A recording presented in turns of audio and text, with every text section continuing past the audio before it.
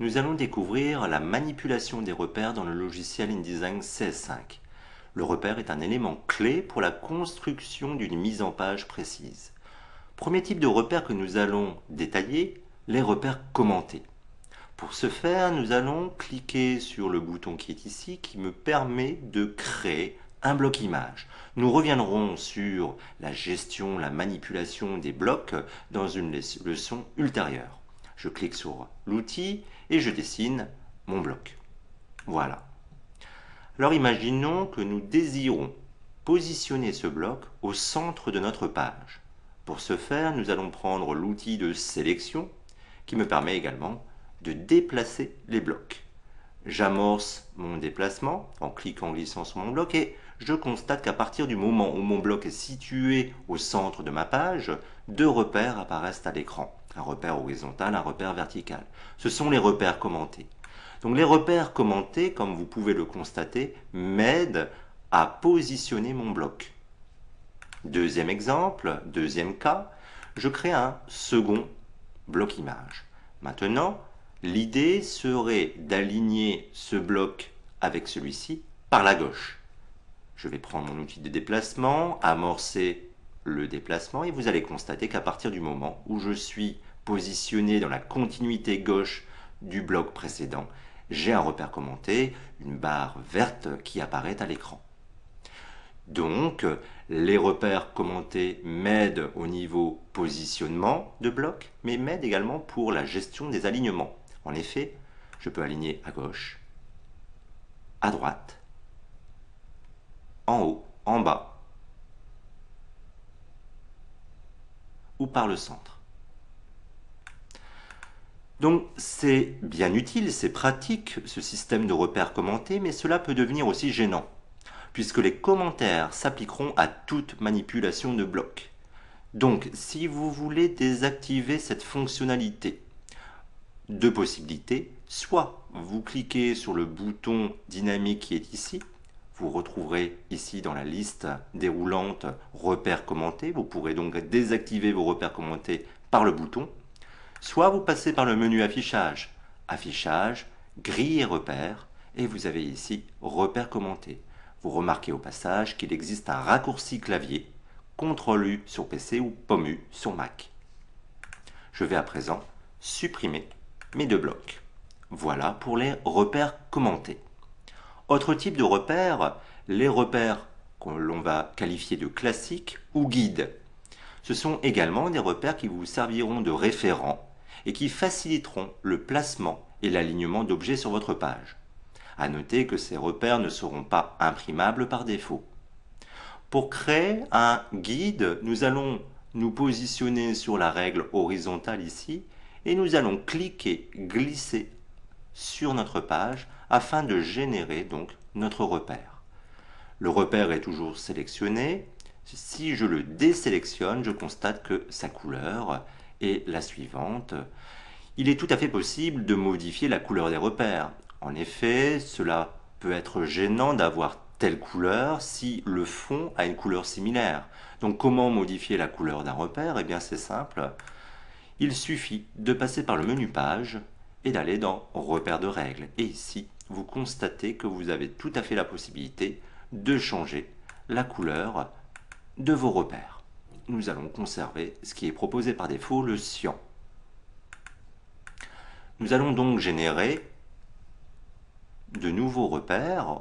Voilà deux repères horizontaux. Je vais à présent créer des repères verticaux. Voilà, en prenant la règle verticale bien évidemment. Voilà. Mes quatre repères ont été créés. Imaginons à présent que nous voulons caler ces quatre repères toujours à une distance de 15 mm par rapport aux marges. Les marges qui elles-mêmes sont à une distance de 15 mm par rapport à la page. Comment cela peut s'opérer? Eh bien c'est simple, il faut savoir que lorsque vous sélectionnez un repère, vous avez sa valeur, sa position par rapport au point zéro des règles, règle horizontale ou règle verticale. Donc je sélectionne mon repère horizontal, je constate que ce repère a une position de 28 mm par rapport au point 0 de la règle verticale. C'est sa position Y. Pour les repères verticaux, c'est l'inverse. Vous avez la valeur X qui est ici. C'est la position par rapport au point 0 de la règle horizontale. Alors comment donc positionner à 15 mm de distance par rapport aux marges? Je vais choisir par exemple d'agir sur ce repère, je le sélectionne, je le positionne dans un premier temps sur ma marge, ici. Vous constatez d'ailleurs que les marges sont dotées d'un magnétisme par défaut, ce qui est bien pratique. Voilà, mon repère est bien à 15 mm par rapport au bord gauche de page. Je veux à présent donc décaler ce repère, il doit donc se mettre à 15 de plus ici par la droite. Eh bien, je vais me positionner ici et je vais rajouter à la valeur existante plus 15. Je vais donc utiliser un opérateur arithmétique plus. Je valide. Vous constatez que le repère a bien un décalage de 15 par rapport à la marge. Je vais faire la même opération pour le repère horizontal qui est ici. Je vais le positionner sur la marge de tête. Il est bien situé à 15 ici en Y. Je vais rajouter également plus 15. Voilà. Mes deux repères sont positionnés. Nous allons agir maintenant sur les repères qui sont situés ici et ici. Un petit peu différent puisque le point 0 est toujours dans l'angle supérieur gauche de page. Je n'ai pas envie de faire des calculs. Je vais plutôt demander à InDesign de calculer à ma place. Je positionne mon repère sur la marge de droite. Et là, l'idée serait de soustraire à sa position 15 mm. Moins 15. Et je suis à présent bien à une distance de 15 mm par rapport à la marge de droite. Je vais faire exactement la même opération ici pour le repère de pied. Moins 15. Voilà. Mes 4 repères ont été positionnés. Imaginons que nous désirons verrouiller leur position afin d'éviter tout déplacement par erreur. Cela est bien évidemment possible, il suffit de passer par le menu affichage, grille et repères, et vous avez ici la possibilité de verrouiller les repères. Ainsi, impossible de déplacer nos repères. Je vais déverrouiller à nouveau les repères. Voilà, je désactive la commande. Je crée un nouveau repère. Je viens de créer un repère. Ce repère n'a aucune utilité pour mon projet. Je veux le supprimer. Pour supprimer un repère, c'est comme supprimer un objet. Il suffit de le sélectionner et d'utiliser la touche Supr. Automatiquement, le repère est supprimé. Comment alors supprimer l'ensemble des repères qui sont situés sur ma page? Il existe une commande dans le menu affichage toujours, menu affichage, grille et repères, et vous avez ici la commande pour supprimer tous les repères sur la planche. Voilà. Je veux revenir en arrière, rétablir mes repères, édition, annuler, effacer. Raccourci clavier à mémoriser, CTRL Z.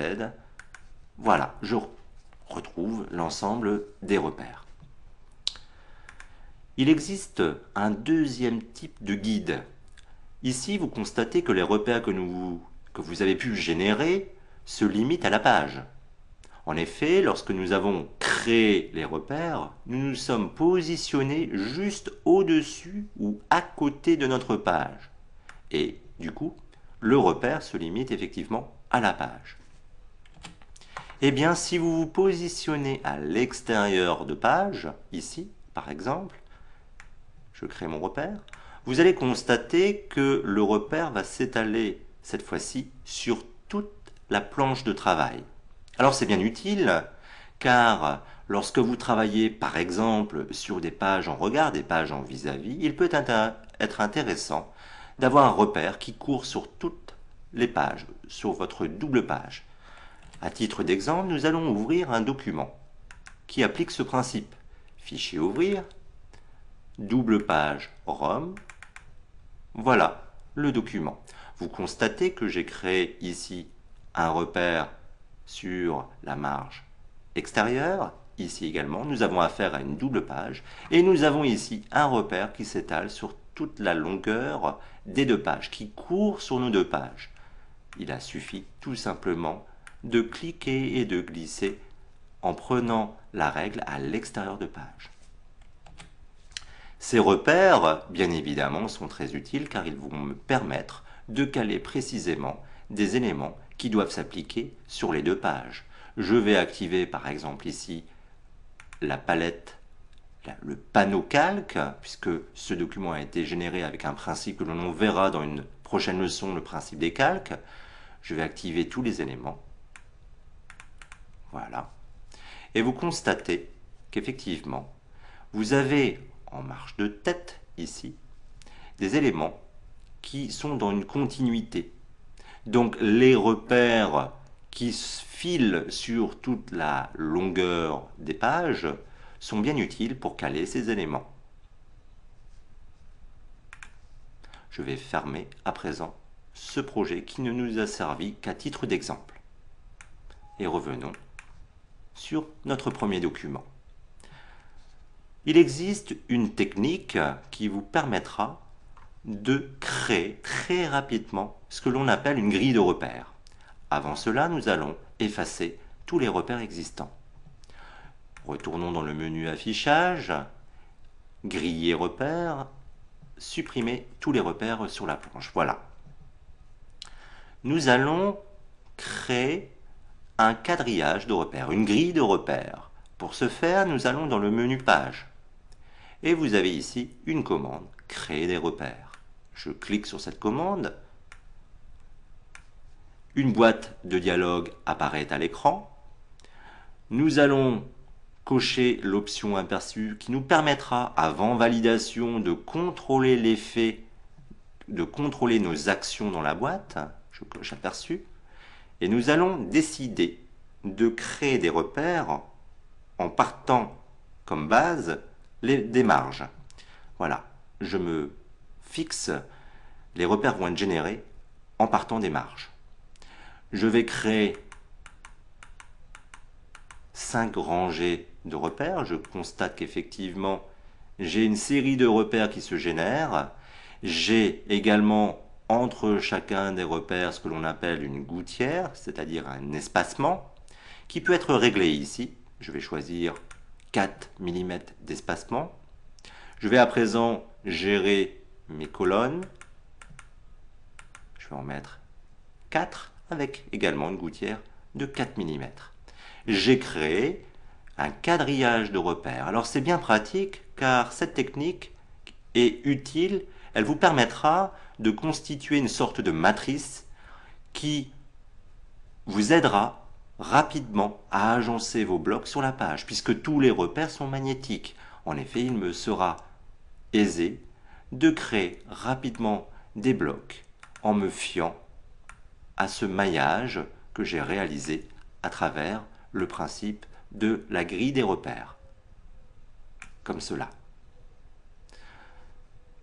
Je vais à présent effacer tous ces repères. Alors, il paraît bien évidemment fastidieux de les sélectionner, de les supprimer. Nous avons dans Page, Créer des repères, ici une option qui vous permettra de supprimer tous les repères de règles existants. Voilà, l'ensemble des repères a été supprimé. Je vais également supprimer les différents blocs que j'ai pu générer à titre indicatif. Nous allons compléter notre connaissance des différents repères existants dans le logiciel par une étude des grilles.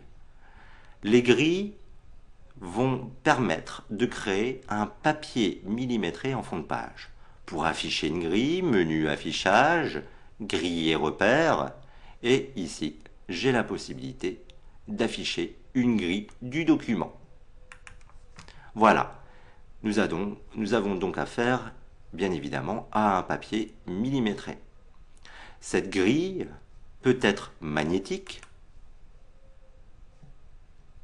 Vous pouvez activer la commande magnétisme de la grille qui vous permettra de caler vos blocs en fonction du maillage de la grille.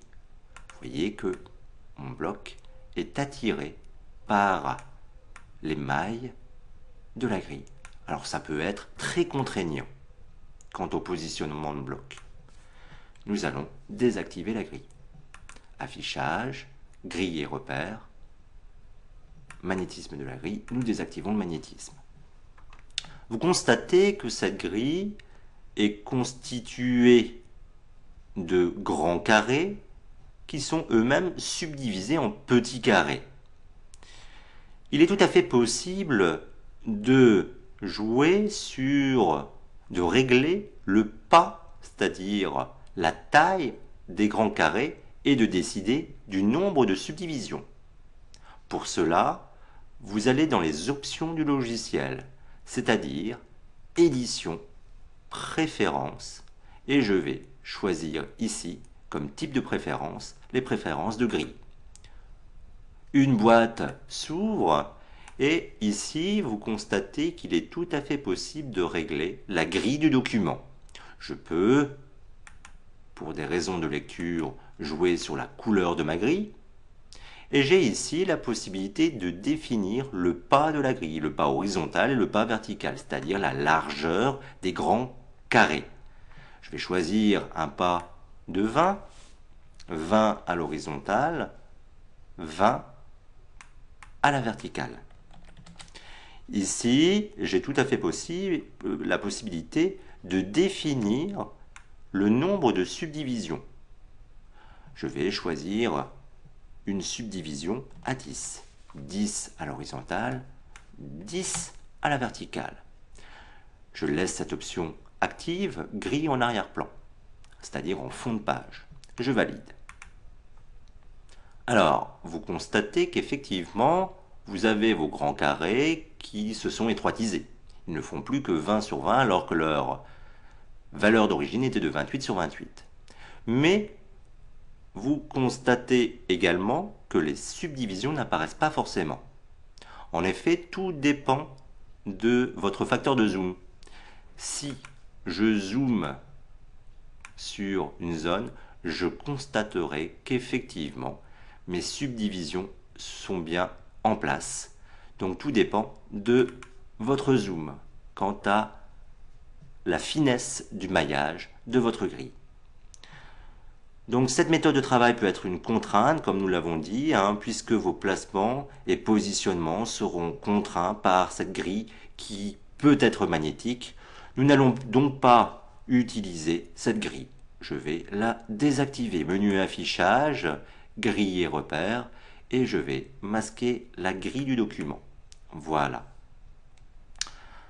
Nous avions défini des valeurs de marge à la création du document.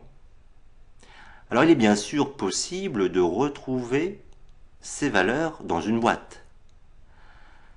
La boîte qui me permettrait a priori de retrouver le formatage de ma page, c'est fichier format de document. Vous constatez que dans la boîte qui s'ouvre, vous avez bien évidemment pratiquement l'ensemble des options qui nous a servi à créer notre document. Vous avez largeur, hauteur, vous avez également les options de fond perdu, numérotation de page, etc., etc. Par contre, aucune option ne concerne les marges. Aucune option également ne concerne les colonnes. Je sors de cette boîte. Alors, où peut être la boîte qui me permettra de modifier les valeurs de marge? Et pourquoi ces informations n'apparaissent pas dans la boîte format de page? Eh bien tout simplement parce que les marges peuvent être générées par page. Nous pourrons donc les modifier en passant logiquement par le menu page. Menu page, marge et colonne. En effet, ici, vous avez la possibilité de modifier vos valeurs de marge.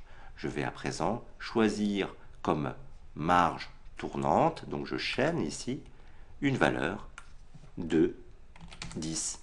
Je tabule pour appliquer cette valeur aux autres champs. Voilà. J'ai donc pu modifier les marges de mon document. Concernant les colonnes, le principe est le même. Je vais dans Page, Marge et colonnes, et ici, j'ai tout à fait la possibilité de définir un nombre de colonnes. J'ai ici l'option aperçue qui est cochée, ce qui me permet d'apprécier ma modification. Vous constatez que les repères qui sont générés et qui symbolisent vos différentes colonnes, ces repères ont ici un espacement, c'est la gouttière. La gouttière peut être également, bien évidemment, modifiée ici.